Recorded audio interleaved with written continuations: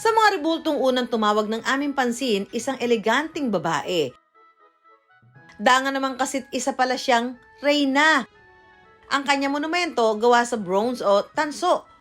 Pag-alala sa isang dating reyna ng Espanya mula 1833 hanggang 1868. Siya, si Queen Isabella II. Unang itinindig ang rebulto ni Queen Isabella II sa Arroceros, na ngayon tinatawag na Liwasang Bonifacio. Pero hindi nagtagal ang pagrereyna ni Isabella at napatalsik sa trono, kaya nawala na rin sa eksena ang kanyang monumento. Lingid sa marami, ang rebulto ng reyna itinago ng kanyang mga deboto at nanatili pala sa simbahan ng Malate sa Maynila na mahigit 70 taon.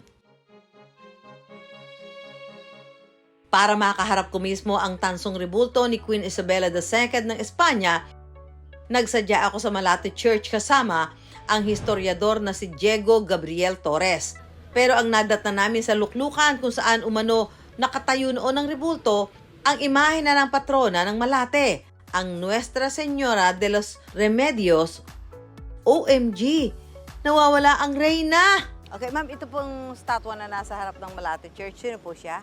Siya po si Our Lady of Remedies or Nuestra Señora de los Remedios na patroness po ng Malate Catholic Church. Paglilinaw po, hindi po siya si Queen Isabel II. Naging biktima raw ng bagyo noong 1970 ang rebulto ni Queen Isabella II. Kapansin-pansin na rin ang mga biyak sa bagong rebulto na ginawa pang tulugan.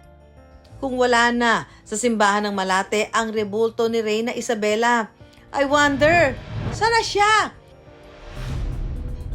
Sa pagsisiyasat ng aming team at sa tulong ng ilang eksperto sa kasaysayan, natunto namin ang rebulto ni Queen Isabella II sa labas ito ng isang bahagi na batong pader ng Intramuros. Ito sinasabi ko ay yari sa tanso. Yari po siya sa bronze, no, na may alloys ng tanso.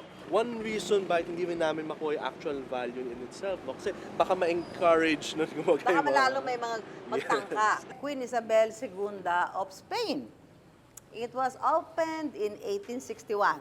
Makalipas ang 50 taon, and if you could notice, nilinis siya nung time. Oh yeah, bronze siya. Kaya bronze siya. So, ngayon ba kung lilinisin yan, hindi na babalik sa dati? Kaya naman po. Ang dating engranding rebulto ng reyna, wala na ang kinang at kulay lumot na. Tila bilanggong napalilibutan ng rehas na bakal. Bilang proteksyon na rin sa mga magtatangka ng masama dahil gawa ito sa mamahaling tanso. Pero buta hindi ninanakaw. Kahit nagpalipat-lipat po siya, nabantayan naman po siya at napangalagaan doon sa mga pinaglagyan sa kanya. At kahit dito, paggabi may mga ilaw po siya. Sa pagbisita noong 1974 ng nooy prinsipeng si Juan Carlos of Spain, muling itinayo ang monumento ni Queen Isabella II sa harap ng dating gate ng Intramuros na siya ring ipinangalan sa reyna. Nang bumisita nga sa Pilipinas si Queen Sofia ng Espanya noong 2012, nag-alay pa siya ng bulaklak sa rebulto ni Queen Isabella II. Pero sa isang pangkaraniwang Pilipino, ano po ang significance o kahalagahan na andyan itong estatwa nito si Queen Isabel II?